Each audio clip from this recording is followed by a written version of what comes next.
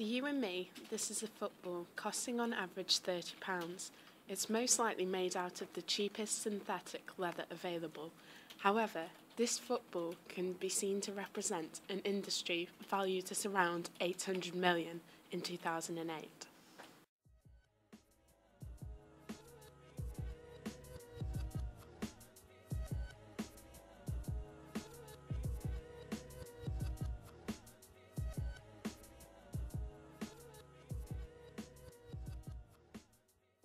Most people are convinced that football originated in England, but in actual fact the game began in China around 200 BC.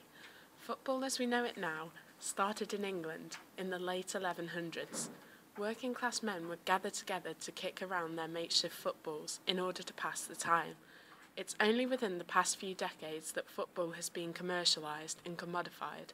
At the beginning of the 20th century, football was appreciated for its social and entertainment value, with rumours circulating of mid-war truces sparked by the game.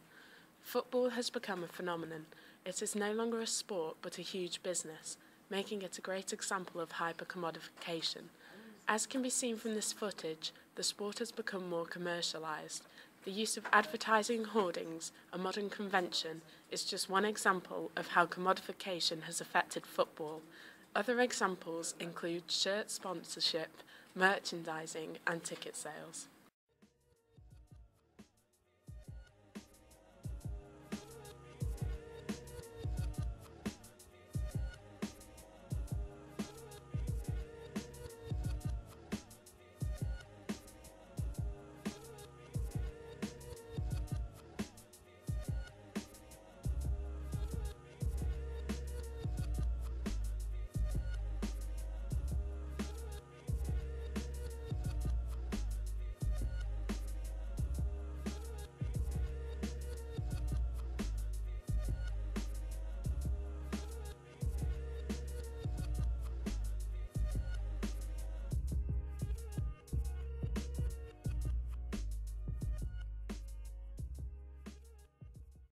A survey targeted at football fans reveals that 68% of the sample believes that football has become more about the money to be made from it rather than the love of the sport itself. I think it would be nice to think that it's about the game and the team and the pride of the team, but at the end of the day, I do believe it's about the money. I think that, for example, when you see someone score and they celebrate, I think that celebration is less about, oh, I've done something for the team. I think it's about, oh, what's my paycheck going to be now?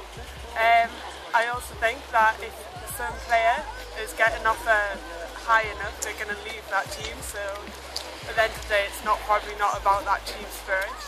And also personally, a football game is a lot more exciting if there's money involved for me. I like a cheeky bet, so yeah, I would say it is.